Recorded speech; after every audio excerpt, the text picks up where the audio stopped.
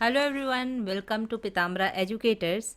In this video, we are going to discuss the solution of these practice questions which are uploaded by CBSE for class 10 term 1. तो ये आपको CBSE की website में ये PDF मिल जाएगी. अभी recently जो है CBSE ने ये प्रैक्टिस क्वेश्चंस अपलोड किए हैं अपनी वेबसाइट में.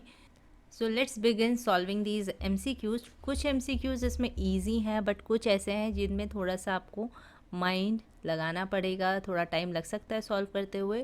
सो जितनी प्रैक्टिस करेंगे उतना ज़्यादा अच्छा है. So let's start.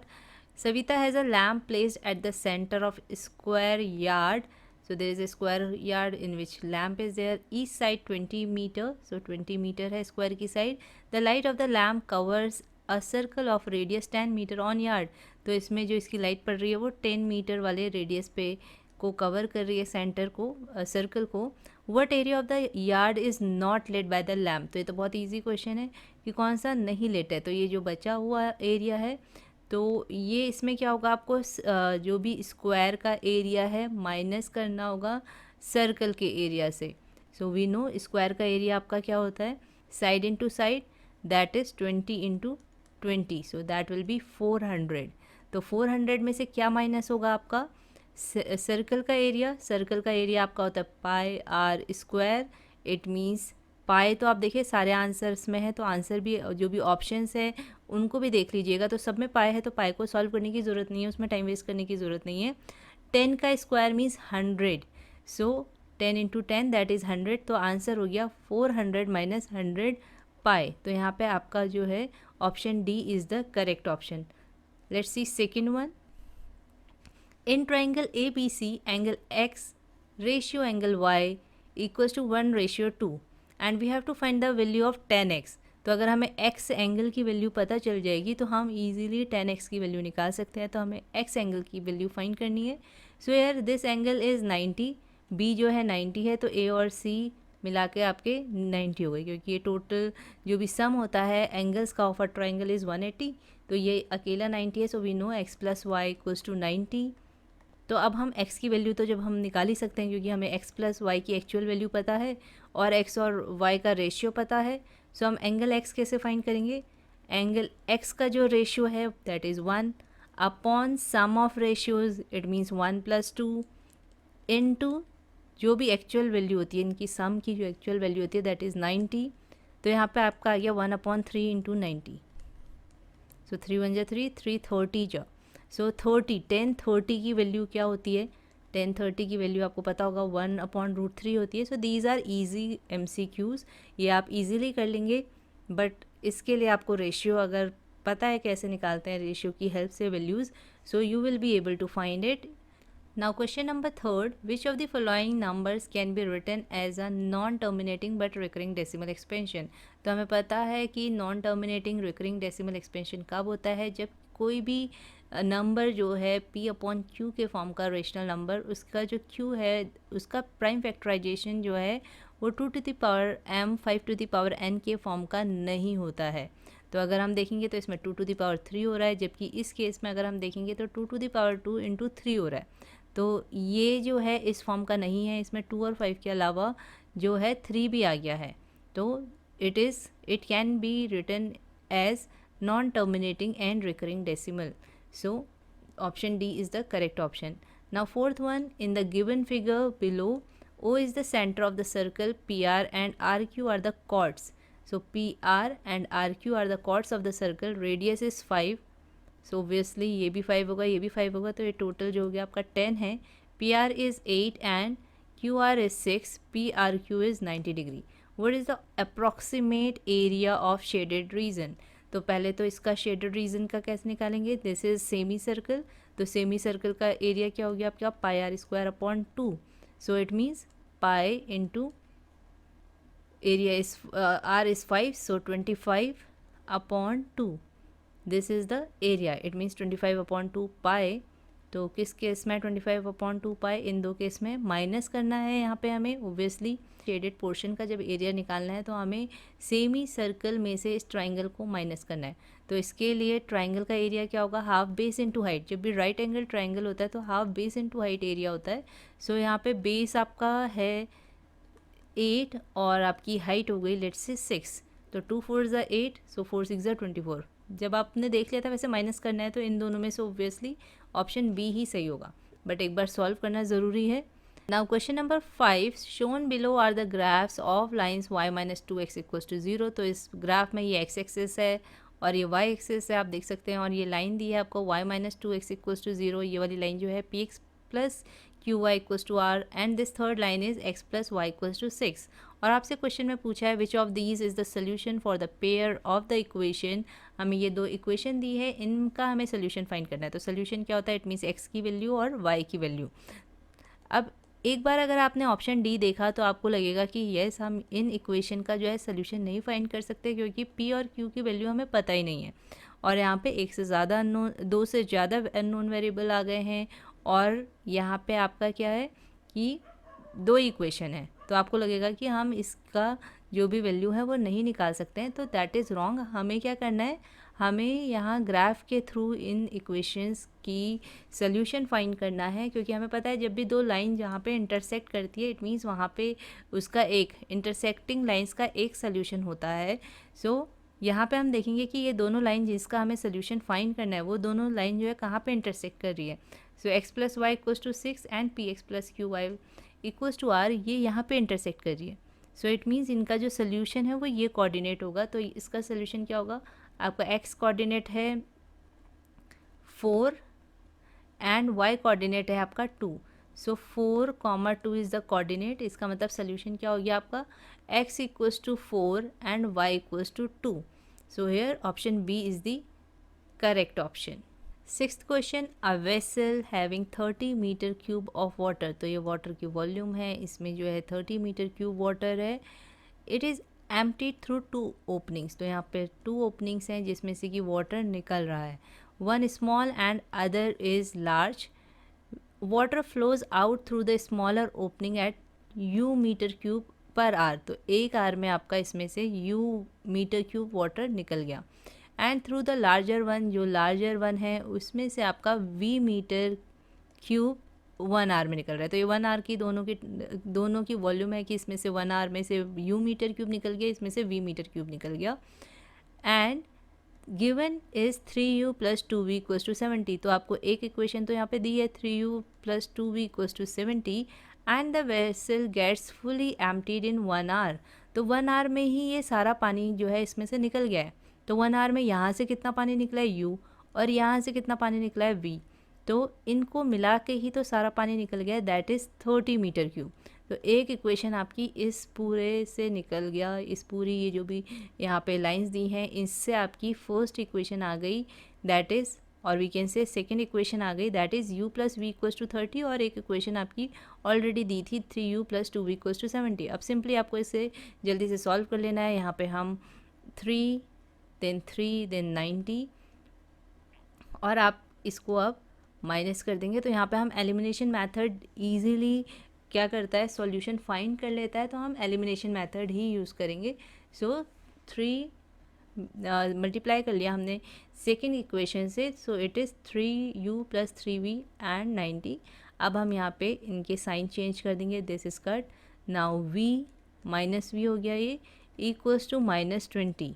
So v equals to 20 metre cube per hour. So here option B is the correct option. Now question number 7, sum of digits of a 2-digit number is 9. So obviously let's say कि एक number है 10x plus y जिसमें कि ये इसकी unit digit है और ये इसकी टेंस डिजिट है, और इन डिजिट्स का सम यानी कि x और y जो डिजिट हैं उनका जो सम है वो 9 है। If 27 is subtracted from the number, तो 10x plus y नंबर है -27 equals to its digits are change, यानी कि अब टेंस डिजिट जो है वो y हो गई होगी और वंस डिजिट अब x हो गई है। Which of these is a product of the digits of the number. ये भी बहुत इंपॉर्टेंट है कि यहाँ पे हमें प्रोडक्ट फाइंड करना है डिजिट्स का। सो यहाँ पे एक तो ऑप्शन है कि आप यहाँ से एक इक्वेशन बना लीजिए 10x plus Y -27 equals to 10y plus x, इसको सॉल्व करके। और एक इक्वेशन यहाँ से दी है, यहाँ से x और y की वैल्यू फाइंड करिए और दोनों को मल्टीप्लाई करके आंसर आ जाएगा। और दूसरा ऑप्शन ये है कि आप देखिए 2 डिजिट नंबर है जिसको ये बोल रहा है कि अगर 27 से सब्ट्रैक्ट करेंगे, फॉर एग्जांपल अगर 63 एक नंबर है, इसको हमने 27 से माइनस किया तो क्या होना चाहिए, माइनस करने के बाद 36 आना चाहिए। तो क्या ऐसा होगा? So we have to check one by one. पहले तो हमें ये देखना है कि कितने कॉम्बिनेशन बन सकते हैं नंबर के जिससे कि सम जो है उन डिजिट्स का सम जो है 9 आ जाए। जैसे कि 1 के साथ 8 हो सकता है, तो 18 और 81, अगर हम 81 से 27 को माइनस करें तो आपका क्या आ जाना चाहिए, 18 आ जाना चाहिए। तो नहीं आ रहा है, ये पेयर फेल हो गया, ये नहीं है सही ऑप्शन। दूसरा आता है 2 और 7, तो हम 72 में से अगर 27 माइनस करेंगे तो क्या हमारे पास 27 आएगा, नहीं आएगा। थर्ड पेयर है 3 एंड 6, तो 63 में से अगर आप 27 माइनस करते हैं तो क्या 36 आएगा, ये देखना है हमें। 63 में से 27 माइनस करते हैं, 7 6 13 एंड यहाँ पे बचा 4, तो 4 में से सॉरी यहाँ पे बचा 5 में से 2 गया आपका 36, तो यहाँ पे आ गया 36। तो यही सही आंसर होगा फिर, क्योंकि हमने इसमें से 27 माइनस किया तो 36 आ गया। तो और डिजिट क्या हो गई है, इंटरचेंज हो गई। सो 3 6 अब हमें इन डिजिट्स का क्या करना है, हमें प्रोडक्ट करना है। 3 6 18, so here option C will be the correct option. तो एक तो ऑप्शन ये है कि आपके पास एक मेथड ये है कि आप ऐसे करके देख लें, और दूसरा है कि इक्वेशन सॉल्व करके एक्स और वाई की वैल्यू निकालें और फिर उन्हें मल्टीप्लाई कर दें। Next question, for the given pair of equations, यहाँ पे 2 इक्वेशन आपको दी है, 2 statements are given, assertion and reason. Read the statement carefully, choose the option that correctly describes statement A and R. So यहाँ पे statement A क्या है आपका, given pair of equation can be reduce to pair of linear equation in 2 variables. So obviously हम इसे linear equation बना सकते हैं by using 1/x equals to P या कुछ भी क्यू, ऐसा कुछ करके हम क्या कर सकते हैं, इसे लीनियर इक्वेशन बना सकते हैं। In the given equations y can be substituted to 1/p। तो ये वैसे तो सही है सेंटेंस कि हम y को सब्सटीट्यूट कर सकते हैं 1/p, ये रॉन्ग नहीं है, पर ये इसके लिए सही नहीं है कि अगर हमें इसे रिड्यूस करना है for linear equation in a pair of linear equation, तो हमें 1/x को p बनाना पड़ेगा, ना कि y को हम 1/p बनाएंगे। ये इसके लिए सही नहीं है, पर ये इंडिविजुअली ये दोनों जो स्टेटमेंट है वो करेक्ट हैं।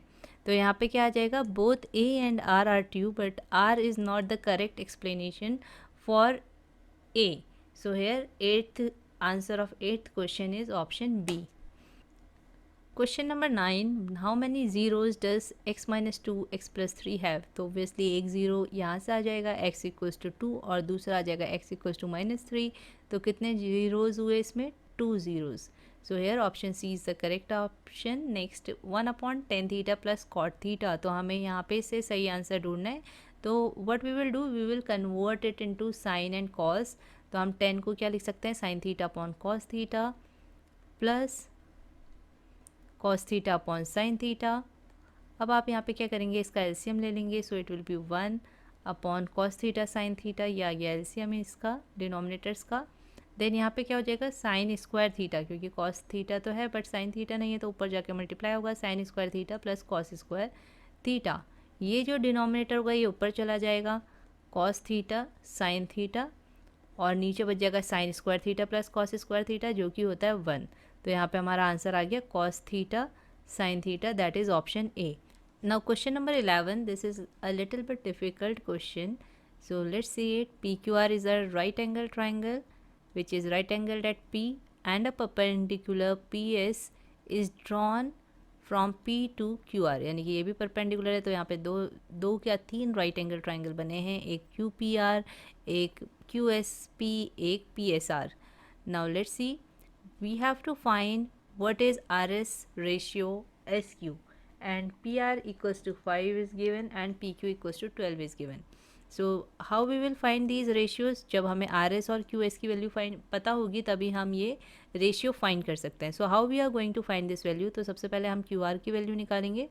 सो by using Pythagoras theorem we can easily find that Q R equals to root of 12 का स्क्वायर प्लस 5 का स्क्वायर, दैट विल बी 169 का square root and Q R will be 13। तो हमारा क्यू आर 13 आ गया। अब हम इसकी हेल्प से, इन तीन वैल्यूज़ की हेल्प से क्यू एस और एस आर निकालेंगे। तो क्यू एस और एस आर निकालने के लिए हमें क्या पता होना चाहिए, ये पता है तो ओबियसली ये परपेंडिकुलर पता होना चाहिए यहाँ पे पी एस।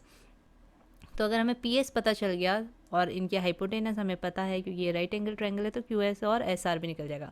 तो अब हमारा ऑब्जेक्टिव है पी एस वैल्यू निकालना, पी एस की वैल्यू निकालना। तो पी एस की वैल्यू कैसे निकालेंगे, इनको सिमिलर प्रूफ करके।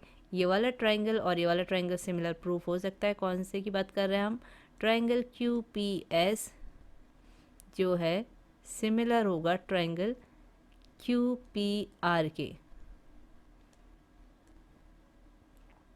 क्यू पी एस जो है वो आपका Q S P, it should be Q S P will be similar to Q P R, क्योंकि यहाँ पे एंगल एस 90 और यहाँ पे पी 90 है और एंगल क्यू कॉमन है, तो ये ए से आपका सिमिलर हो जाएगा।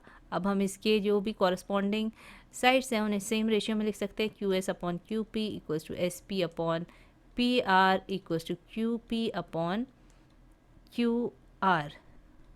अब हमें पी एस की वैल्यू चाहिए तो हम ओबियसली सिर्फ इन रेशियोज़ को ले लेते हैं। तो पी एस की वैल्यू फाइंड करने के लिए हम क्या करेंगे, हमें पी आर की वैल्यू पता है 5, पी क्यू की वैल्यू पता है 12, क्यू आर की वैल्यू अभी हमने निकाली 13। तो आपकी पी एस की वैल्यू कितनी हो जाएगी, 12 इंटू 5 दैट इज़ 60 अपॉन 30। तो ये हमारी पी एस की वैल्यू आ गई। अब हम इससे क्यू एस की वैल्यू निकालेंगे। Q S square equals to आपका क्या हो जाएगा, ये है आपका हाइपोटेनस, तो 12 का स्क्वायर माइनस 12 का स्क्वायर माइनस पी एस का स्क्वायर। सो पी एस का स्क्वायर मीन्स 60 अपॉन 13 का स्क्वायर। तो अब हम इसे सॉल्व करेंगे, ये यहाँ पे आ जाएगा आपका 12 इंटू 13। ऐसा भी कर सकते हैं कि हम क्या करें, इस 13 को बाहर ले लें या फिर ऐसे ही हमें करना पड़ेगा। दैट 12 का जो होगा 144 माइनस 60 का हो जाएगा आपका 3600 अपॉन 13 का हो जाएगा 169। अब यहाँ पे हम कर लेंगे 144 इंटू 13 का square that is 169 multiply minus 3600 upon total आ जाएगा आपका 169। तो यहाँ पे आपको मिल गया है 144 इंटू 169 माइनस 3600 अपॉन 169। ये थोड़ी सी वैल्यू जो है कॉम्प्लिकेटेड हो गई है, तो इसलिए हम क्या करेंगे, 144 का ये भी मल्टीपल है और ये भी है, तो इसलिए हम क्या कर सकते हैं, यहाँ पे 144 को कॉमन ले लेते हैं। यहाँ पे बचा अंदर 169 माइनस यहाँ पे बचा आपका 25 और यहाँ पे है अपॉन 169। सो यहाँ पे हमारे पास आ गया 144 अपॉन 169 और 169 में से आप 25 को माइनस करिए, सो दैट विल बी 144। तो यहाँ पे हमारा बच गया 144 क्यू एस का स्क्वायर। तो अब हमारा ये स्क्वायर जो है यहाँ पे स्क्वायर रूट में आएगा और ये आपका क्या हो जाएगा, 144 का जो 2 बार 144 आ गया तो 144 अपॉन 13, यह आपका आ गया है क्यू एस की वैल्यू।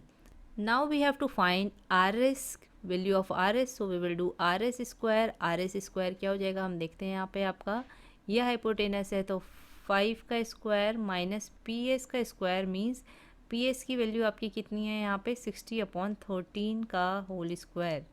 सो इसको अब हम सॉल्व करेंगे, तो इसको सॉल्व करेंगे क्या आएगा आपका 25, 5 5 ज़ा 25 माइनस 3600 अपॉन 169। तो 25 हम यहाँ से कॉमन ले सकते हैं और यहाँ पे हमारे पास आ जाएगा 1 माइनस 36 इंटू 4, क्योंकि अगर हम इसको 36 इंटू 100 कर दें तो यहाँ पे 4 बचेगा अपॉन 169। अब यहाँ पे आपके पास आ जाएगा 25, 169 माइनस 6 4 ज़ा 24, 144 अपॉन 169। तो यहाँ पे फिर से माइनस करने पे आपके पास बच जाएगा 25 इंटू 25 अपॉन 169 और इसका स्क्वायर रूट करेंगे तो आपके पास आ जाएगा 25 अपॉन 13। तो ये आर एस की वैल्यू आ गई और क्यू एस की वैल्यू हमारी ये आई थी। तो अब हमें क्या करना है, किसका रेशियो निकालना है, Q S R S upon S Q, R S upon Q S और R S upon S Q. So R S upon S Q equals to R S आपका है 25 upon 13 upon 144 upon 13। So obviously ये 13 13 cut हो जाएगा और यहाँ पे आपका आंसर आ जाएगा ऑप्शन डी। सो यार option D is the correct option. तो अगर ऐसा लेंदी क्वेश्चन आता है तो उसे लास्ट में करिएगा, क्योंकि आपको पता है सारे MCQs जो हैं वो सेम मार्क्स के हैं। सो जो जल्दी से सॉल्व होते हैं उन्हें जल्दी से सॉल्व करिए, और जिनमें थोड़ा टाइम लग रहा है उन्हें लास्ट में करिएगा। Now in the following figure, Q is a point on PR and S is a point on TR। तो यहाँ पे ये ट्राइंगल है और S यहाँ पे पॉइंट है, Q ये है। QS is drawn and angle RPT is equal to RQS। तो ये वाला एंगल और ये वाला एंगल आपका इक्वल है। Now which of the following criteria can be use to prove RSQ is similar to RTP। RSQ ये वाला ट्राइंगल, RTP तो ऑब्वियसली R इसमें एंगल कॉमन है और दूसरा ये वाला एंगल इक्वल है। सो एंगल ए जो है, मतलब एंगल से ये क्या हो जाएगा, सिमिलर हो जाएगा। Now 13th one, which of these is a rational number. तो रेशनल नंबर क्या होते हैं आपके, जो नॉन टर्मिनेटिंग होते हैं बट रिपीटिंग होते हैं, तो वो रेशनल नंबर होता है। पाई तो इरेशनल है, रूट वाला भी आपका इरेशनल होगा। ये नॉन टर्मिनेटिंग है बट नॉन रिकरिंग है, तो ये भी इरेशनल होगा। रेशनल आपका option C. Now shown below are the 3 triangles, measure of these 2 adjacent sides and angles are given for each triangle. तो ये 6 है, ये 4 है, ये 9 6, सबके एंगल भी आपको गिवन है। Which of these triangle are similar. तो ओबियसली एंगल तो सबके बीच वाले इक्वल है, राइट। अब हम क्या देखेंगे कि जो साइड है वो सेम रेशियो में होनी चाहिए। So let's check. First we will do 6/4 इसके लिए, और ये आ जाएगा 2 3 6 2 2 4, इसके लिए करेंगे 6/9, 3 2 6 3 3 9। तो इसका भी अगर हम ऐसे करते तो 3/2 आ जाता, एंड देन इसका है 3/4। तो obviously these 2 triangles are similar. Which one, PRQ and XYZ। तो देख लेते हैं किस में ये option, option A. Now 15th question, in the following figure what is the length of AB। हमें AB की लेंथ निकालनी है। सो दिस इज़ 45 और ये एंगल्स आपके दिए हैं, तो सबसे पहले हम इसकी लेंथ फाइंड कर लेते हैं।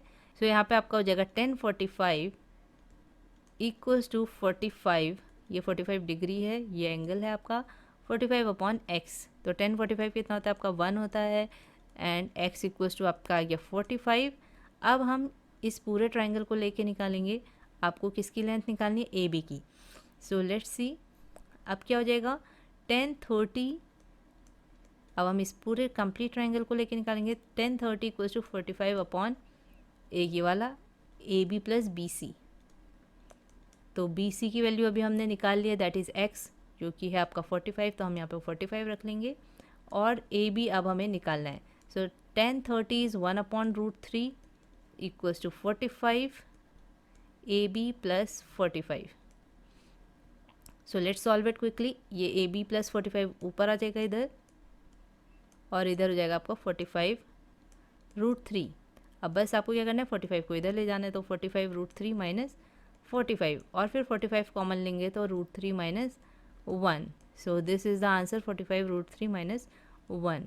16th question, which of these is the polynomial whose zeros are 1/3 and -3/4। तो ऑब्वियसली जब हमें पॉलिनोमियल बनाना होता है तो हम क्या करते हैं, x² minus sum of zeros, minus लगाते हैं sum of zeros into x plus p।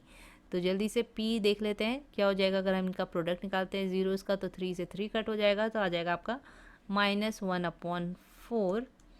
और अगर हम इसका सम निकालेंगे तो क्या हो जाएगा आपका 12 4 माइनस 9। तो यहाँ पे आपका आ जाएगा -3/12, सॉरी -5/12। सो यहाँ पे आ जाएगा आपका -5/12, और एक ऑलरेडी यहाँ पे माइनस है तो that will be plus, and x²। अब इसे हम सॉल्व करेंगे तो 12 आपका पूरा एलसीएम आ जाएगा, 12x² प्लस 5x देन -3। तो देख लीजिए ये कहाँ पे ये 12 हट जाएगा, तो क्या है 12x² plus 5x minus 3। So option A is the correct option. तो इस तरीके से आपको जल्दी जल्दी करना है, बट सही करना है। Now next one, which of the numbers can be expressed as the product of 2 or more prime numbers तो अगर हम इसे देखें तो ये क्या होगा 3 इंटू 5, तो it can be expressed as the product of 2 और मोर प्राइम नंबर्स, तो 2 प्राइम नंबर्स आ गए इसमें। इसको अगर हम देखते हैं तो ये भी 2 और मोर प्राइम नंबर्स हैं। सो 15 को क्या करेंगे हम 3 इंटू 5 इंटू 13, ये भी हो गया। अब देख लेते हैं फर्स्ट और थर्ड किस में पहले। ये देखिए ये वाला हो नहीं सकता, ये नहीं हो सकता, ओनली है। इसमें भी फर्स्ट एंड थर्ड ये नहीं है, तो डी। देखिए ये नंबर आपको इसलिए दिया है कि आप कहीं अगर तीनों देखने लग जाए तो आपका क्या होगा, टाइम ज़्यादा लगेगा, तो हमें ये देखने की ज़रूरत ही नहीं है। Because all first second third, first और थर्ड सिर्फ इसी ऑप्शन में आया है, सो it will be the correct option. Romy is blindfolded and asked to pick one ball from each of the jar. आपको इन तीनों में से एक कोई भी randomly बॉल पिक करनी है। Chance of Romy picking a red ball in same is, तो क्या करना है हमें, रेड बॉल पिक करनी है और कौन से जार में सेम प्रोबेबिलिटी होगी एक रेड बॉल आने की। तो इसमें रेड बॉल आने की क्या होगी 4/8, इसमें रेड बॉल आने की 3/6, यानी कि यहाँ पे 1/2 हो गई, यहाँ पे भी आपकी 1/2 हो गई, यहाँ पे आपकी 4/6, दैट इज़ 2 2 4 3 6। तो किस में सेम है, जार 1 एंड 2 में। Now next one, 1 2 4 5 is a factor of the numbers p and q. Which of the following will always have factors 1 2 4 5 will always have 1245 as a factor. तो दो number है जिनका factor जो है 1245 है। अब इनमें से उन नंबर्स के सम का जो फैक्टर होगा वो ये होगा, प्रोडक्ट का होगा या कोशेंट का होगा। तो हमें चेक करना है। तो ऑब्वियसली इसमें फर्स्ट और सेकंड से ये डिवीजन करने पे जो होता है वो फैक्टर नहीं होता है। तो सम, अगर आपके को कोई दो नंबर दिए हैं और उनका फैक्टर एक नंबर दिया है, लेट्स से m, तो इन दो नंबर को प्लस करके जो सम आएगा उसका भी ये फैक्टर होगा, ऐसी माइनस करके जो आएगा उसका भी ये फैक्टर होगा, और मल्टीप्लिकेशन करके जो प्रोडक्ट आएगा उसका भी एक फैक्टर ये होगा। So here first and second are correct, so option B is the correct option. Now 20th question, we have to look at these numbers. Which of the above numbers represent probabilities of events? तो जो भी probability होती है वो हमेशा 0 और 1 के बीच लाई करती है। तो देख लेते हैं, ये 0 से कम है, ये नहीं होगा, ये होगा, ये भी होगा क्योंकि ये 0.5 होता है, ये भी होगा, ये 1 से बड़ा है तो ये नहीं होगा।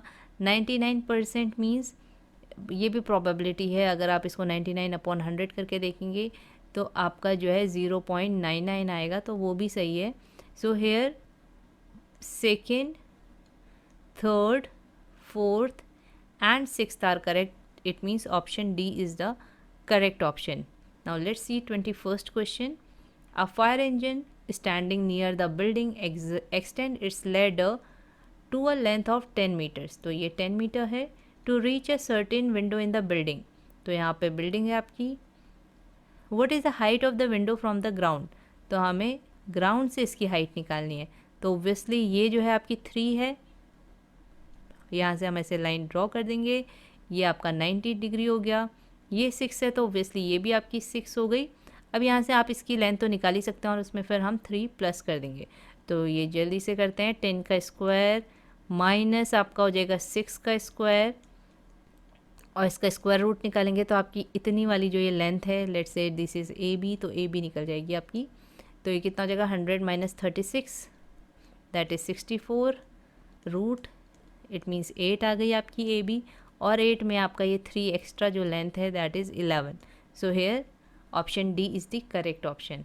Now next one, 2 statements are given below, one is labelled as A and another is labelled as R. So nx plus 12y minus 7 equals to 0 and these form a consistent pair of linear equations. So consistent कब होती है, जब कोई solution होता है। So we have to check कि क्या होता है आपका consistent में। एक होगा a1/a2 is not equal to b1/b2, और दूसरा होता है a1/a2 is equal to b1/b2 equals to c1/c2। इन दो कंडीशन में आपका जो है कंसिस्टेंट सोल्यूशन होता है। तो देख लेते हैं, 9/6 means 3 3 are 9, 3 2 are 6, 12/8 means 3 4 are 4, 3 are 12, 4 2 are 8, तो यहाँ पे a1 equals to a1/a2 equals to b1/b2 तो आ गया है -7/14. It means 7 7 2 14. सो ये दोनों इक्वल आ गए हैं but not equal to c1/c2. It means यहाँ पे a जो है आपका रॉन्ग है, ये कंसिस्टेंट पेयर नहीं बना रहा है. Now a pair of linear equations has no solution if this is equal to this is not equal to this. तो ये नो सॉल्यूशन का केस है, ये बिल्कुल सही स्टेटमेंट है. तो यहाँ पे हमारा आर जो है ट्रू है बट ए जो है आपका फॉल्स है.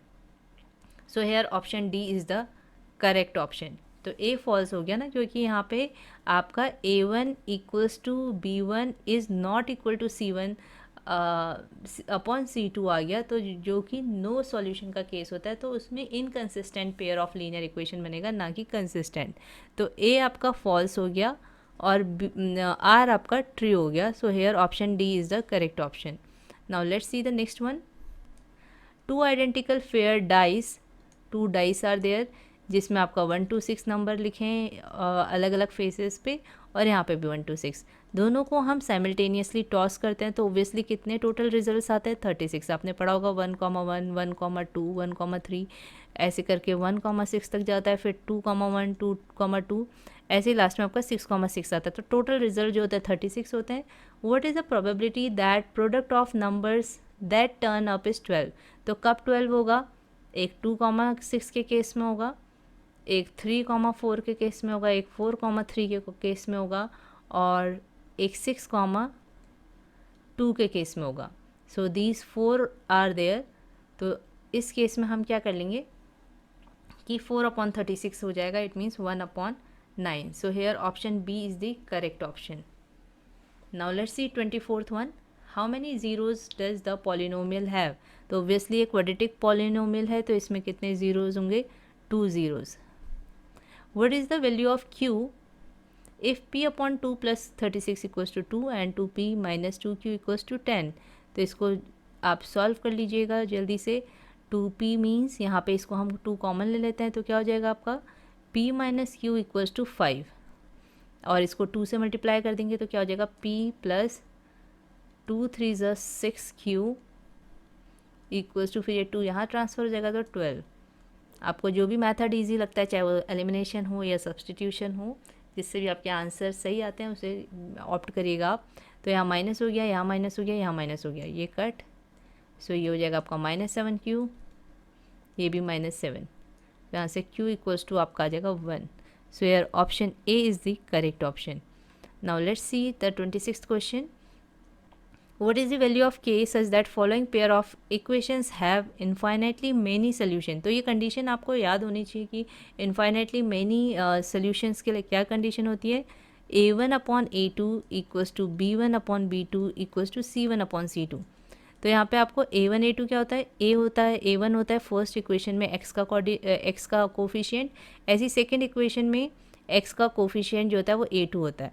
सो हमें यहाँ पे k की वैल्यू निकालनी है तो हम क्या करेंगे, 1/-3 इक्वल्स टू -2/k. बस c1 c2 की तो हमें ज़रूरत ही नहीं है, इसी से हो जाएगा आपका k इक्वल्स टू क्या आ जाएगा आपका -3 × -2 that is 6. So here option D is the correct option. Now question number 12, ये भी थोड़ा सा देखने में आपको जल्दी से समझ में नहीं आएगा क्योंकि यहाँ पे देखिए ना रेडियस दिया है आपको, ये 1 दिया है और ये 3 दिया है. यानी कि ये जो स्क्वायर ये जो आपका रेक्टेंगल है इसकी ब्रेथ आपको दी है 3, लेंथ आपको गिवन नहीं है. अगर लेंथ गिवन होती तो आप क्या करते, ईजिली लेंथ जितनी भी होती है उसमें 1 प्लस करते और आपका सर्कल का रेडियस निकल जाता. और सर्कल का रेडियस निकल जाता तो आप सर्कल का रेडियस अपॉन 4 करते, क्योंकि एक क्वाड्रेंट है तो इसका एरिया निकल जाता, और फिर ओब्वियसली आपका रेक्टेंगल का एरिया निकलता और माइनस कर देते. तो यहाँ पे क्या चीज़ मिसिंग है, यहाँ पे आपकी लेंथ मिसिंग है. तो हम लेंथ को क्या कर लेते हैं, एक्स लेट कर लेंगे. सो यहाँ पे आपका जो रेडियस हो जाएगा वो क्या हो जाएगा, x + 1, क्योंकि इसको और 1 को प्लस करके आपका रेडियस आ जाएगा. तो ओब्वियसली ये भी आपका क्या हो जाएगा, x + 1. सो यहाँ पे हम क्या कर सकते हैं, आप पाइथागोरस थ्योरम लगा सकते हैं, और इसमें अगर हम पाइथागोरस थ्योरम लगाते हैं तो हमारे पास सिर्फ एक अननोन वेरिएबल होगा जो कि है x, क्योंकि x + 1 का whole square equals to x² + 3². तो देखिए सिर्फ x जो है आपका अननोन वेरिएबल है जो कि ईजिली आपको मिल जाएगा। तो अब हो जाएगा X square plus 2x plus 1 equals to X square plus 9। तो यहाँ से X square cancel, 2x equals to ये 1 यहाँ माइनस के लिए चला गया तो आपका हो गया 8, x इक्वल्स टू आ गया आपका 4। तो यहाँ पे आपका रेडियस जो है वो क्या हो जाएगा, x प्लस 1 था तो रेडियस आपका आ गया है 5। तो ईजिली अब आप इसका क्वाड्रेंट का एरिया क्या कैसे निकालेंगे, पाई आर स्क्वायर। तो देखिए पाई सॉल्व नहीं हुआ है तो इट मीन्स पाई 25 अपॉन 4। एक क्वाड्रेंट का एरिया इसलिए 4 से डिवाइड करेंगे तो 25 अपॉन 4 मीन्स 4 6 24, 4 2 8, 4 5 20। तो 6.25 पाई जो दो ऑप्शन है। और आपका जो इस रेक्टेंगल का एरिया ओब्वियसली ये 4 आई है आपकी लेंथ, तो 4 3 12। तो ये वाला जो होगा आपका option B will be the correct option. Now 28th question, shown below is a board divided into 6 identical sector। तो ये identical sectors हैं where a pointer can be spun on it। तो यहाँ पे ये जो pointer है ये इसके ऊपर घूम रहा है। when the pointer is spun it spins for some time and comes to the top of a comes to a stop on a sector। तो किसी भी सेक्टर में ये रुक जाएगा। the chances of it stopping on any sector are equal। तो किसी भी सेक्टर में रुकने के चांसेस जो हैं वो इक्वल हैं। Arif wants to color some sectors green. How many sectors he should color green so that probability of the pointer stopping on green sector is 1/3। तो उसे चाहिए कि जो है probability आपकी 1/3 हो ग्रीन सेक्टर में रुकने की। तो ऑब्वियसली पहले हम टोटल रिजल्ट्स देख लेते हैं, 1 2 3 4 5 6। तो 6 टोटल रिजल्ट है। अब ये 6 की जगह हमें क्या लाना है, 3 लाना है। तो क्या करना पड़ेगा, इसका इक्विवेलेंट निकालेंगे। ये 2 से आया तो ऊपर भी 2। तो अगर वो 2 सेक्टर्स को ग्रीन कलर कर दे तो उसकी प्रोबेबिलिटी क्या हो जाएगी 2/6। तो उससे क्या आ जाएगा 1/3। तो यहाँ पे आपका ऑप्शन जो है B is the correct option. Next question, there is a square JKLM within a circle JMN is a right angle triangle. तो ये JMN जो है राइट एंगल आइसोसलीस ट्राइंगल है, ये 1 है तो ये भी आपका 1 हो गया। The point marked O is the centre of the circle, ये आपका सेंटर है। सो ऑब्वियसली ये टेंजेंट भी है आपकी। तो जो भी रेडियस पे अगर टेंजेंट मिलती है तो ये 90 डिग्री बनाती है। So it is now a square, it is a square. तो ये 1 है तो ऑब्वियसली आपकी ये रेडियस भी क्या हो जाएंगी, ये स्क्वायर है तो इसकी सारी साइड 1 होगी। तो ये 1 है तो ये भी 1 हो जाएगी। अब रेडियस आपको 1 मिल गई तो आप कैसे शेडेड एरिया का शेडेड जो भी पोर्शन है इसका एरिया निकालेंगे। स्क्वायर में से अगर आप इस क्वाड्रेंट के एरिया को माइनस कर देते हैं, ये हमें कैसे पता चला क्वाड्रेंट है, ये देखिए यहाँ पे 90 बना भी है तो ऑब्वियसली यहाँ पे ऐसे ही 490 डिग्री के एंगल बनेंगे तो ये कंप्लीट सर्कल बन जाएगा। तो ये क्वाड्रेंट है। तो अब हम इसे कैसे फाइंड करेंगे, एरिया ऑफ स्क्वायर मीन्स 1। तो स्क्वायर ज़्यादा बड़ा है तो 1 माइनस होना चाहिए। तो ये दोनों ऑप्शन तो वैसे ही रॉन्ग हो गए। 1 माइनस किसको माइनस करना है हमें, पाई रेडियस जो है 1 है अपॉन 4। तो 1 minus pi by 4 is it means option C is the correct option here. Now next one, alpha is an acute angle, sine alpha plus cos alpha is always greater than 1 in this case. अब हम कैसे पता चलेगा कि ये greater than 1 है।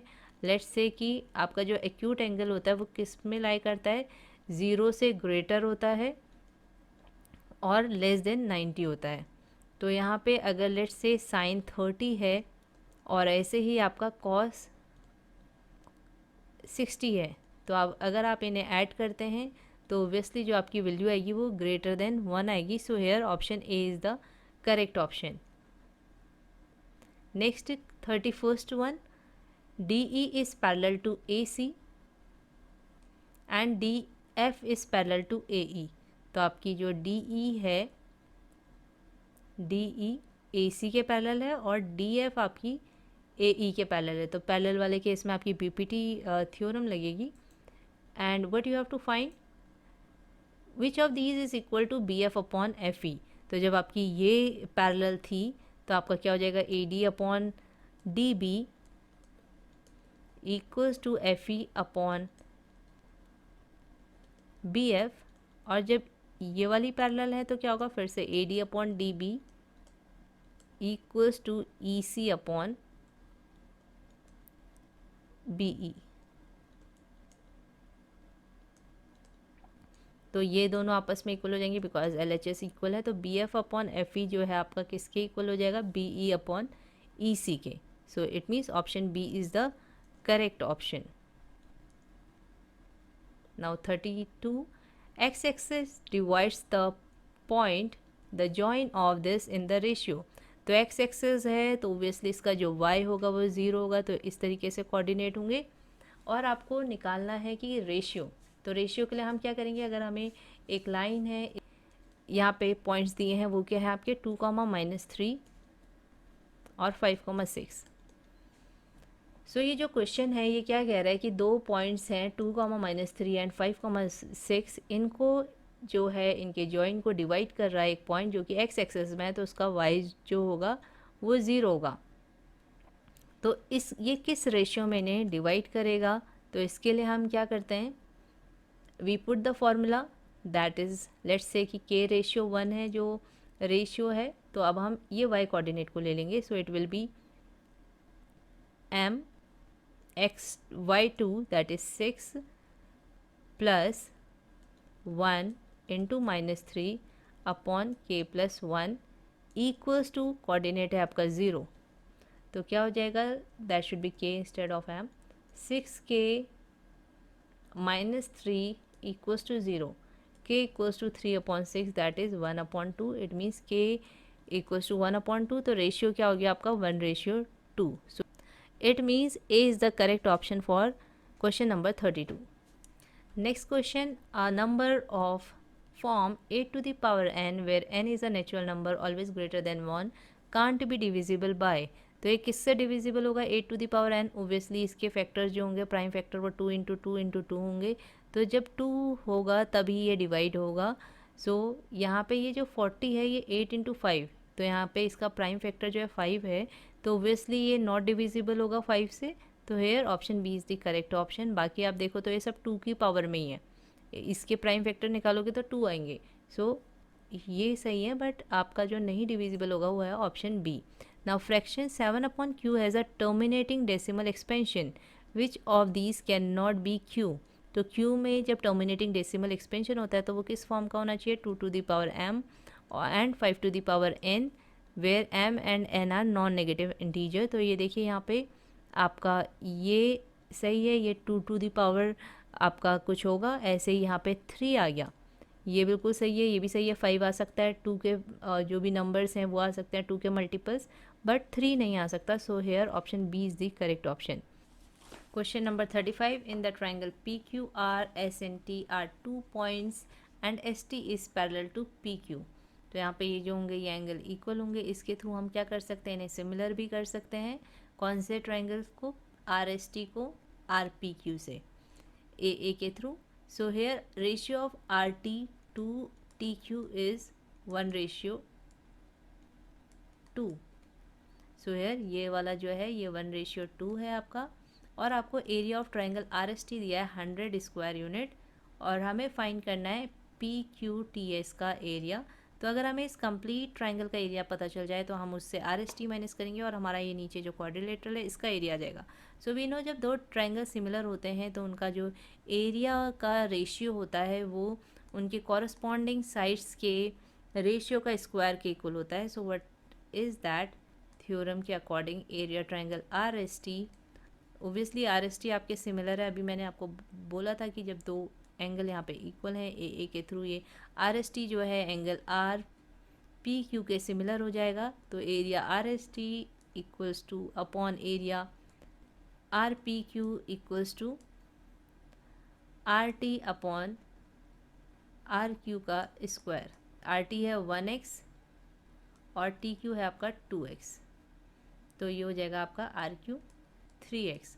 तो यहाँ पे आर टी की जगह भी हम x लिख लेते हैं, और यहाँ पे आपका आर क्यू जो हो जाएगा 3x हो जाएगा होल स्क्वायर, x कट गया, ये आपका हो गया 1/3 का whole square. So it means यहाँ पे जो है 100 है आर एस टी की वैल्यू एरिया की, area triangle R P Q, तो ये कितना आ जाएगा आपका यहाँ 3 का स्क्वायर होगा तो 9 आ जाएगा, 1/9 इक्वल्स टू 100/RPQ। तो ये यहाँ मल्टीप्लाई होगा तो एरिया आपका इस पूरे का जो एरिया वो 900 आ जाएगा। इससे माइनस आप 100 करेंगे तो that will be 800। It means option D is the correct option. Now question number 36, ST parallel QR. So these both are parallel. Again इसका मतलब ये एंगल इसके इक्वल होगा, ये इसके इक्वल होगा. Then S divides PQ in the ratio 4:5. It means जो S है वो PQ को 4:5 पे डिवाइड कर रहा है, तो हम PS को जो है 4x ले सकते हैं और SQ को 5x ले सकते हैं. इसका मतलब जो हमारा PQ होगा वो 9x होगा. Now S T equals to 1.6 और हमें क्यू आर निकालना है. It means S T given है, क्यू आर. अब इसका और इसका क्या रिलेशन होगा, कैसे होगा? तो ऑब्वियसली अगर हमने इस ट्राइंगल को और इस ट्राइंगल को क्या कर लिया, सिमिलर कर लिया, तो ये जो कॉरस्पॉन्डिंग साइड्स हैं ये सेम रेशियो में आ जाएंगे इसके अपॉन इसके, राइट. तो हम क्या करेंगे, इन्हें सिमिलर तो कर ही सकते हैं ए से. तो ईजिली अब क्या हो जाएगा, जब हमारे triangle P S T similar हो जाएगा ट्राइंगल पी क्यू आर के, तो इवन जब आप इस क्वेश्चन को सॉल्व करेंगे, अगर ऐसे ही कुछ क्वेश्चन आता है एग्जाम में, तो आपको सिमिलर लिखने की भी ज़रूरत नहीं है रफ में. आप सिंपल ये लिख सकते हैं कि मतलब अपने मन में सोच सकते हैं कि ठीक है ए से जो है ये सिमिलर हो गया.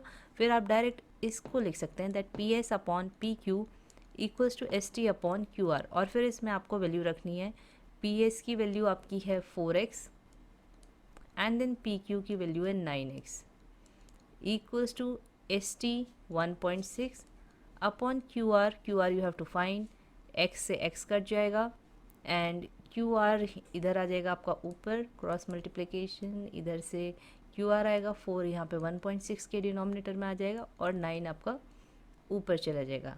इसके बाद इसको कट कर लेते हैं, 4 4 16 तो 0.4 and 0.4 into 9 that is 3.6 centimetre. So 36 का जो आंसर है that is C option. Next is P and Q are two positive integers such that P equals to P cube की Q and Q equals to P Q का whole square. P Q का whole square means P का भी square and Q का भी square. P and Q are prime numbers. LCM P, Q. तो LCM कैसे निकालते हैं हम, जो भी आपका यहाँ पे वेरिएबल होगा उसे लिखेंगे और फिर उसके बाद उसकी हाईएस्ट पावर. तो यहाँ पे P की पावर 2 है, यहाँ पे 3 है, तो ऑब्वियसली हाईएस्ट पावर आती है. देन Q है, Q की हाईएस्ट पावर 2 है, तो यहाँ पे 2 आ जाएगी. So P cube Q square will be the LCM. So answer of 37 is again option C. Now next one, cos square theta minus sin square theta equals to 3/4. You have to find the value of cos theta. So we are going to solve this. cos square theta यहाँ पे हम 1 minus cos square theta कर देंगे sign, क्योंकि हमें cos theta की value चाहिए तो हम साइन स्क्वायर को भी कॉस में चेंज कर लेते हैं. 1 minus cos square theta equals to 3/4. अब इसको सॉल्व करते हैं. कॉस स्क्वायर थीटा माइनस 1, ये इसका साइन चेंज हो जाएगा, ब्रैकेट के अंदर लिखा है हमने. ये साइन स्क्वायर थीटा की वैल्यू है, आपको पता है कि sine square theta plus cos square theta equals to 1 होता है. तो वहीं से ही हमने साइन स्क्वायर थीटा की वैल्यू जो है 1 माइनस कॉस स्क्वायर थीटा रखी है. ब्रैकेट ओपन करेंगे तो ऑब्वियसली 1 का साइन जो है माइनस हो जाएगा और इसका साइन जो है प्लस हो जाएगा, इक्वल्स टू 3/4. अब ये 2 कॉस स्क्वायर थीटा, देन ये -1 जो है इधर जाके +1 हो जाएगा और ये आ जाएगा आपका 2 cos square theta equals to 4, यहाँ 3 + 4 7/4.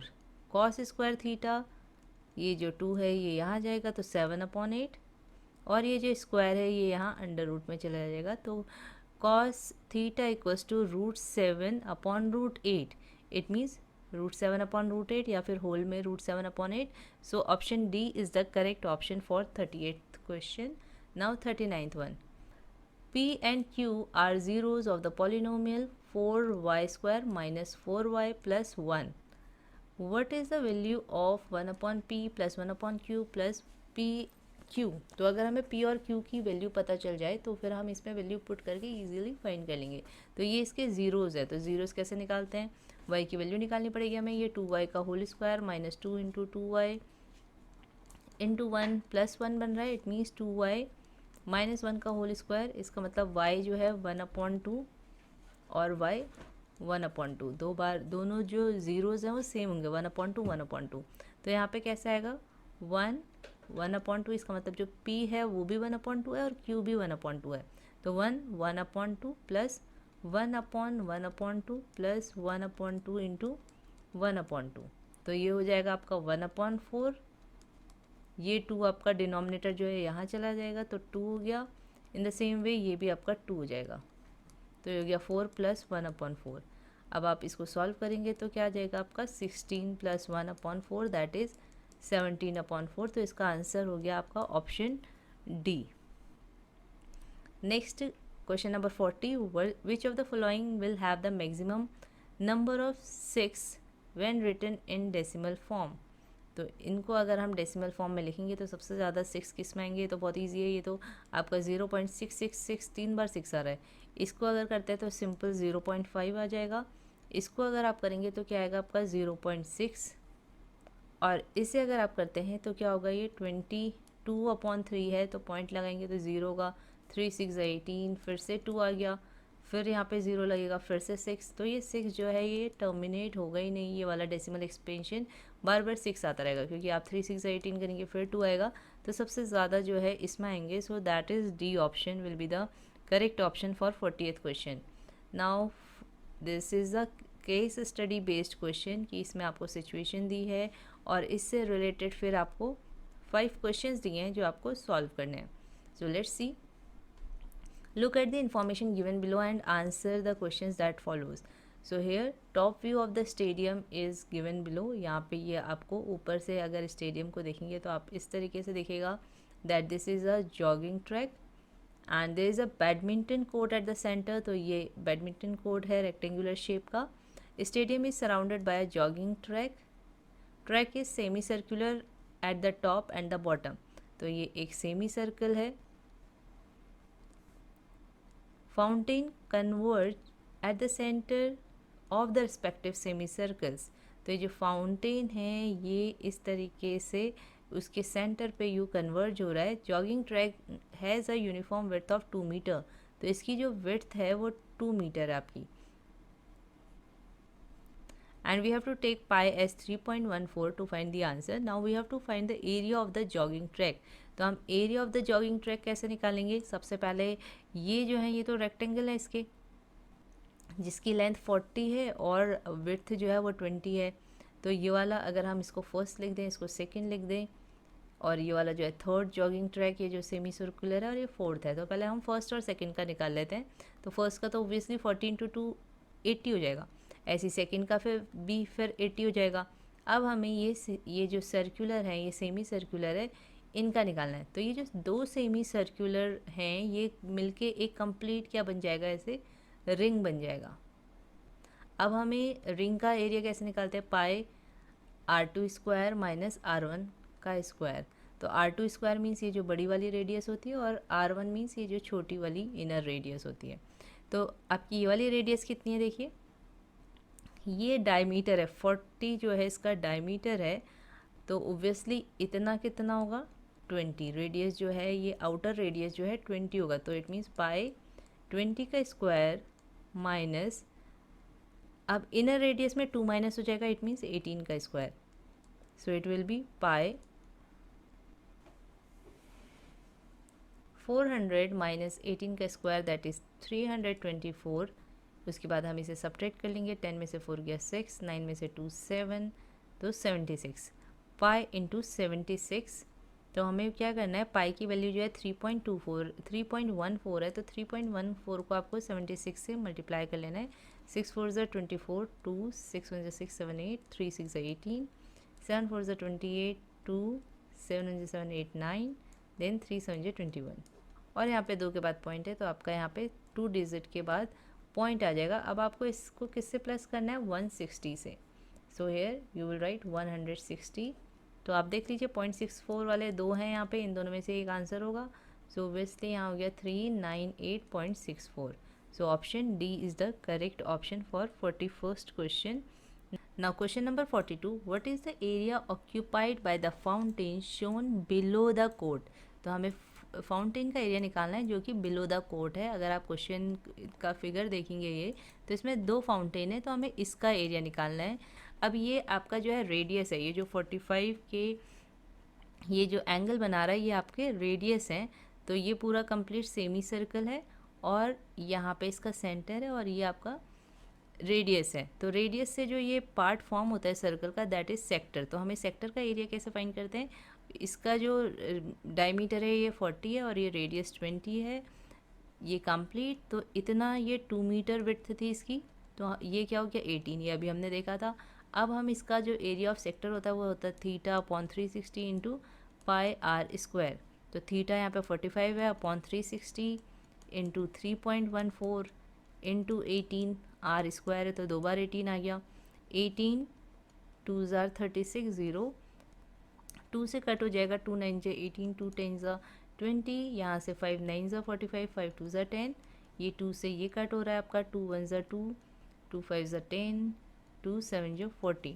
अब आपको क्या करना है, 9 इंटू 9 इंटू 1.57। तो अगर आप 1.57 को 81 से मल्टीप्लाई करेंगे तो आपका जो आंसर है वो आएगा 127.17. So here option B is the correct option. Now let's see 43rd question. Cost of gardening is 300 meter square. The area of the fountain next to flower bed is 150 meter squares. What is the cost of gardening the flower bed? So let's understand this question. Area of fountain next to the flower bed is 150 metre square, यानी कि जो fountain है flower bed के just next ये वाला, यानी कि flower bed यहाँ तो है नहीं, ये है फ्लावर बेड के नेक्स्ट जो ये है, इसका एरिया इतना, जो ये ट्रायंगल है इसका एरिया स्पेशली जो है 150 मीटर स्क्वायर हमें गिवन है। अब हमें क्या कहा है कि हमें गार्डनिंग द फ्लावर बेड, हमें सिर्फ फ्लावर बेड में गार्डनिंग करनी है और 1 मीटर स्क्वायर की कॉस्ट 300 है, तो पूरे फ्लावर बेड की कितनी हो जाएगी। सो फ्लावर बेड आपका बस इतना सा पोर्शन है ये वाला, तो हमें ये क्या करना है, फिर से सेक्टर का एरिया निकालना है और ये आपकी सेगमेंट है, तो सेगमेंट के लिए हमें क्या करना पड़ेगा, एरिया ऑफ सेक्टर में से ये 150 को माइनस कर देंगे जो कि इस ट्रायंगल का एरिया है, यानी कि इस फाउंटेन का एरिया है। तो फिर से हमें क्या करना पड़ेगा, theta that is 100 upon 360 into pi means 3.14 into again 18 into 18, क्योंकि इसका रेडियस भी आपका 18 होगा। सो 0 से 0 कट, 18 2 ज़ार 36, 2 5 ज़ार 10, और I should not cut it क्योंकि 10 से तो लास्ट में इजीली मल्टीप्लाई हो जाएगा, 2 से इसे कट कर लेते हैं, 2 1 ज़ार 2 पॉइंट 1.57, तो ये हो गया आपका 10 इंटू 1.57 इंटू 18। अब इसे मल्टीप्लाई कर लेते हैं, 18 7 जा 126, तो 12, 18 5 जा 90, 90 में 12 ऐड किया तो 102, सो 10, 18 1 जा 18, देन 28, तो 28.26। अब ये 10 मल्टीप्लाई हो रहा है तो आपका 282.6 हो जाएगा। अब इसमें से हमें 150 माइनस कर देना है क्योंकि ये जो निकला है ये पूरे का एरिया निकला है। अब इसमें से ट्रायंगल आपको हटा देना है, तो 150 माइनस कर देना है, 2 8 में से 5 गया 3, 2 में से 1 गया 1, तो 132.6 is the area of this. अब हमें जो है 300 जो है पर मीटर स्क्वायर की कॉस्ट दी है, तो हमें लास्ट में इसको 300 से मल्टीप्लाई भी करना है। तो क्वेश्चन ईजी है बट आपकी कैलकुलेशन ज़्यादा है तो ऑब्वियसली आपको थोड़ा सा अच्छे से करना पड़ेगा, वरना क्या हो सकता है आंसर जो है रॉन्ग भी हो सकता है। तो आपको 132.6 से 300 को मल्टीप्लाई करना है। सो 6 3 ज़ार 18, 1 7, 3 3 ज़ार 9, 3 1 ज़ार 3, 0 0, तो एक के बाद पॉइंट है तो यहाँ पे आ गया 39780। So option A is the correct option for question number 43। Next question, if the rate of fencing is 150 पर metre, what is the cost of fencing the flower bed only on the curved portion of its boundary। तो ये जो flower bed है इसका सिर्फ ये curved portion पे आपको क्या करना है, फेंसिंग करनी है। तो कर्व्ड पोर्शन मतलब, सो कर्व्ड पोर्शन मतलब ये जो आर्क है इसकी हमें लेंथ पता होनी चाहिए क्योंकि हमें इस पे फेंसिंग करनी है। तो लेंथ ऑफ आर्क कैसे फाइंड करते हैं आपको पता होगा, theta upon 360 into 2 pi R. So let's solve it. Theta आपका जो है 100 है, upon 360 into 2 into pi means 3.14 into r that is 18। और एक चीज़ और कर लेते हैं, क्योंकि हमें जो भी जितने भी मीटर ये लेंथ आएगी उसको 150 से मल्टीप्लाई करना है, तो यहीं पे सीधे 150 से मल्टीप्लाई भी कर लेते हैं। सो 0 से 0 कट, 18 2 ज़ार 36। 100 को नहीं करते क्योंकि 100 से मल्टीप्लाई करना ईजी है, तो 100 को ऐसे रहने देते हैं। 2 से 2 कट, अब हमारे पास क्या बचा, 100 into 3.14 into 15। So let's multiply, 15 4 ज़ा 66, 15 1 ज़ा 15 6 21 2, 15 3 ज़ा 45 46 47। सो अब इसको 100 से मल्टीप्लाई करेंगे तो 4710।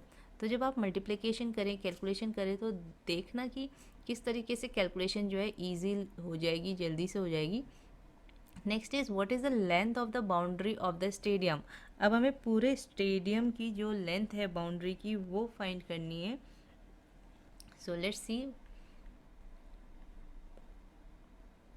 ये आपका कंप्लीट स्टेडियम है, इसकी लेंथ ऑफ बाउंड्री मीन्स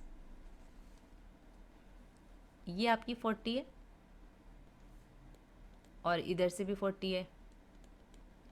और अगर हम इस पूरे सर्कल, इस सेमी सर्कल को मिला दें तो ये एक सर्कल बन जाएगा अगेन। तो हमें क्या करना है, 40 + 40 मीन्स 80, और इसमें 2 पाई आर जो है ऐड कर देना है। आर जो होगा आउटर रेडियस वाला होगा, तो 2 pi R means 2 into 3.14 into 20। So again we have to multiply, let's say these 2 2 4 40 into 3.14, तो क्या हो जाएगा आपका, 4 4 ज़ा 16, 4 1 ज़ा 4 5, 3 4 ज़ा 12। और ये जो पॉइंट है 2 के बाद आएगा, बट इस जीरो की वजह से यहाँ पे आ जाएगा। तो अब 80 में आपको 125.6 जो है वो प्लस करना है। सो 6 5 8 2 10 1 2 205.6 जो है इसकी लेंथ है, बाउंड्री किसकी, स्टेडियम की। सो here option D is the correct option. तो इस क्वेश्चन को अगर आप देखेंगे तो इसमें डायरेक्ट आपको रेडियस डायमीटर नहीं दिया था, आपको क्या किया था, ये यहाँ पे लेंथ दी थी इसकी जॉगिंग ट्रैक की, ये बैडमिंटन कोर्ट की लेंथ दी थी, और यहाँ पे ये आपको विड्थ दी थी। तो एकदम से इसको देख के समझ में नहीं आएगा कि ये डायमीटर हो सकता है, फिर ये रेडियस होगा, इससे निकल सकता है, और हम इजीली एरिया कैलकुलेट कर सकते हैं। एक बार में हम देखेंगे तो हमें लगेगा कि यहाँ पे रेडियस नहीं गिवन है तो हम कैसे कैलकुलेट करें। तो इसमें पैनिक नहीं होना है, काम माइंड के साथ आपको अच्छे से फिगर को देखना है, समझना है। वैसे तो आपने एनसीईआरटी में ऐसे क्वेश्चंस किए होंगे और एक्स्ट्रा क्वेश्चंस भी किए होंगे, तो आपको वैसे तो देख के समझ में आ जाएगा, बट स्टिल अच्छे से देख के फिर सॉल्व करिएगा। Now again case study based question is given, here is a town plan on a coordinate grid. तो आप देख सकते हो कि ये कोऑर्डिनेट ग्रिड है, this is x axis, this is why axis.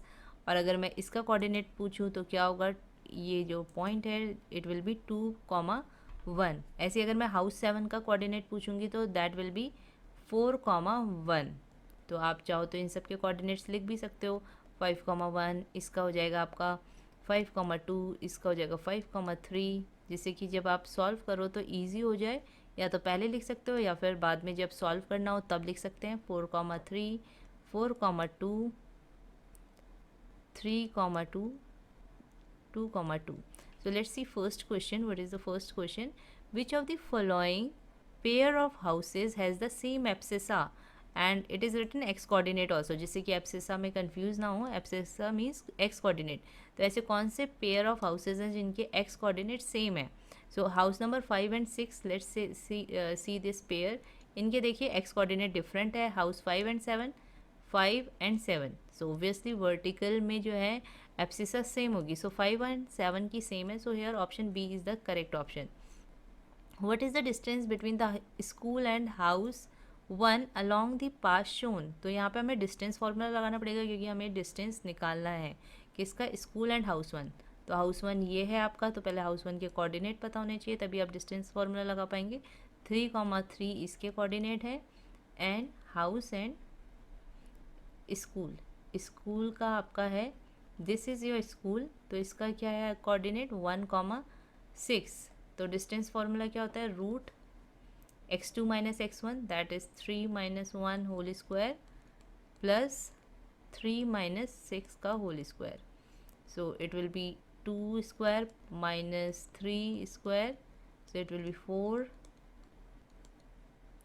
plus 9, so it will be root 13. So let's check whether root 13 is in the option or not. So it is option A. So here option A will be the correct option. तो इस तरीके के question भी आ सकते हैं। सी ये जो question practice question है ये CBSE ने अपनी वेबसाइट में अपलोड किया है, जिससे कि स्टूडेंट्स को एक आइडिया आ जाए कि किस टाइप के क्वेश्चन आ सकते हैं। सो आई होप कि आप इन क्वेश्चंस की अच्छे से प्रैक्टिस करेंगे और ऐसे ही सिमिलर क्वेश्चंस आपके सैम्पल पेपर की आपने बुक्स ली होंगी, सो उसमें भी होंगे, या फिर एनसीईआरटी में एमसीक्यूज तो नहीं है, बट ओबियसली आप जो नॉर्मली एनसीईआरटी में क्वेश्चंस हैं उनकी भी अच्छे से प्रैक्टिस कीजिएगा। Now well is dug at a point along the path joining the pond and the hospital. The ratio of the distance between the pond and the well to that well and the hospital is 4:1 respectively. What is the x coordinate of the well? So let's see what this question is saying, that well is dug at a point joining pond and hospital. So first of all let's see where is pond and where is hospital, और उनको join करने वाला path जो है ये है। इसके बाद बोला गया है कि इसमें एक वेल डग किया जा रहा है इनके पाथ में, ratio between pond and well to that well and the hospital is 4:1। 4:1 means pond से लेट्स से कि वेल जो है यहाँ पे कहीं पे डग किया जा रहा है, तो जो पॉन्ड से वेल का रेशियो है डिस्टेंस है, और यहाँ से जो हॉस्पिटल का रेशियो डिस्टेंस है, उनके बीच में जो रेशियो है वो 4:1 है। What is the x coordinate of the well? तो ये बहुत इजी है, आपको वेल का क्या निकालना है, एक्स कोऑर्डिनेट। तो इसमें जब आपको रेशियो दिए होते हैं और ओबियसली हम इनके कोऑर्डिनेट तो फाइंड कर ही सकते हैं। इनके कोऑर्डिनेट क्या है आपके 3,5, इसका कोऑर्डिनेट क्या है देखिए। वैसे ये देखने में क्वेश्चन बहुत ही डिफरेंट सा और बहुत ही डिफ़िकल्ट सा लग रहा है, बट अगर आपने इस क्वेश्चन को अच्छे से समझ लिया 5,3 इसका कोऑर्डिनेट होगा, तो हमें पता चल जाएगा कि हमें इनके कोऑर्डिनेट्स तो पता ही है पॉन्ड और हॉस्पिटल के, हमें इसने रेशियो भी बता दिया, तो ओबियसली हम जो भी पॉइंट हमसे बोल रहा है उसका कोऑर्डिनेट निकाल लेंगे ना, क्योंकि हमसे बोला है वेल का और यहाँ से डिस्टेंस और वेल का हॉस्पिटल से डिस्टेंस जो है वो 4:1 है। तो अब सेक्शन फार्मूला लगा के हम इजीली निकाल सकते हैं x coordinate of the point which is here, जो कि वेल है। तो कैसे निकालेंगे, mx2 that is 4 into 5 plus 1 into 3 nx1, yes nx1, mx2 plus nx1 that is 3 upon ratio का sum 4 plus 1 that is 4 5 are 20 plus 3 upon 5, it means 23/5। अगर इसका point देखेंगे तो क्या हो जाएगा 4.6। So 4.6 should be the coordinate for the well, that is option C. Now 49th question, what is the ratio in which house 1 divides the path joining house 3 and police station? तो हमें house 1 को देखना है कि किस ratio में divide कर रहा है, हमें रेशियो निकालना है, और इसका कोऑर्डिनेट तो हम देख ही लेंगे कि हाउस 1 हाउस 3 और पुलिस स्टेशन को कैसे कर रहा है। सो हाउस 1 जो है ये डिवाइड कर रहा है हाउस 3 वाले को और पुलिस स्टेशन के पाथ को। सो हाउस 3 का आपका क्या है कोऑर्डिनेट 2,2, और पुलिस स्टेशन का आपका है 5,5। तो इसके कोऑर्डिनेट देखने जो है बहुत अच्छे से देखने, क्योंकि इनमें मिस्टेक हो सकती है। एंड हाउस 1 आपका ये है, तो इसके कोऑर्डिनेट क्या है आपके 3,3। अब हमें इनका रेशियो निकालना है, तो कैसे निकालेंगे, let's say the ratio is k:1। तो आप कैसे करेंगे, एक्स कोऑर्डिनेट लेते हैं 3 = k × 5 that is 5k plus 1 × 2 upon k + 1। तो क्या आ जाएगा 3k, ये यहाँ क्रॉस मल्टीप्लाई हो रहा है 3k + 3 = 5k + 2, 3k - 5k that is -2k equals to 2 - 3 - 1. So here value of k will be 1/2, it means 1:2 जो है रेशियो आ जाएगा। So 1:2, it is option D. So correct option for 49th question is option D. Which of the following pair of buildings are separated by the same distance as that of school and police station? तो हमें देखना है कि school और police station के बीच में जितना distance है, इन द सेम वे और कौन सी बिल्डिंग्स है जिनके बीच में उतना ही डिस्टेंस होगा। तो पहले स्कूल और पुलिस स्टेशन के बीच का डिस्टेंस निकाल लेते हैं। This is school and police station जो है आपका ये है। तो इनके बीच का जो डिस्टेंस होगा, इसका 5,5 है, इसका 1,6 है। सो लेट्स फाइंड 5 - 1 प्लस 5 - 6 का होल स्क्वायर। तो ये हो जाएगा 4 का होल स्क्वायर और ये हो जाएगा -1 का होल स्क्वायर, यानी कि 1 का स्क्वायर के इक्वल होगा। सो 4 इज़ 16 प्लस 1 दैट इज़ √17। तो √17 के इक्वल और किसका है? तो जितने भी ऑप्शन है आप पे सबका निकाल लेंगे इसके लिए। फर्स्ट ऑप्शन है pond and house 8। So let's see pond and house 8, pond and house 8। तो यहाँ क्या हो जाएगा? 5 - 3 का होल स्क्वायर प्लस 1 - 5 का होल स्क्वायर। सो 2 का होल स्क्वायर प्लस -4 का whole square that is 4 plus 16, so √20। तो ये तो है नहीं, ये रॉन्ग है। Next option school and house 1, school and house 1। इसको रिफ़्रेश कर देते हैं क्योंकि यहाँ पे बहुत ज़्यादा मैसी हो गया ये पेज। अब हमें सेकंड ऑप्शन देखना है, school and house 1। School is this one जिसका आपका कोऑर्डिनेट है 1,6 और हाउस 1 है आपका ये वाला 3,3। तो इनके बीच का डिस्टेंस देखते हैं, 3 - 1 का होल स्क्वायर प्लस 3 - 6 का होल स्क्वायर रूट। सो 2 का स्क्वायर प्लस -3 का whole square 4 plus 9 that is √13। तो ये भी नहीं है, उसका हमारा आया था √17। तो देखेंगे √17 किसका आता है। Water tank and house 3, let's check this water tank and house 3। तो वाटर टैंक का आपका कोऑर्डिनेट है 3,6 एंड हाउस 3 का है आपका 2,2। सो 3 - 2 डायरेक्ट कर लेते हैं, 1 का स्क्वायर, 6 - 2 दैट इज़ 4 का स्क्वायर। तो यहाँ पे आ गया 1 प्लस 16 दैट इज़ √17। तो यहाँ पे हमारा आंसर आ गया water tank and house 3। So here option C is the correct option. और ये सारे जो हैं आपके क्वेश्चन सॉल्व हो गए हैं। अगर अभी भी आपको किसी क्वेश्चन में डाउट हो, एक बार आप खुद से इन क्वेश्चंस को सॉल्व करिएगा। I will give you the link of this PDF which is uploaded in CBSE academics. एक बार हमने पहले भी इसका लिंक अपलोड किया था अपनी पुरानी वाली वीडियो में, जिसमें बताया था हमने कि CBSE ने प्रैक्टिस क्वेश्चंस अपलोड किए हैं अपनी वेबसाइट में। But still if you don't have this it's link, तो आप डिस्क्रिप्शन से जाके लिंक से PDF डाउनलोड कर सकते हैं और इसे खुद से भी एक बार सॉल्व कर लीजिए। So this much in this video. I hope ये वीडियो आपके लिए हेल्पफुल रहेगी in the preparation of your maths term 1 exam. And if you like this video, if you find this video helpful for your preparation, then please like, comment करके बताइएगा and share it with your friends, and please subscribe the channel. All the best for your term 1 exams, and thank you for watching this video.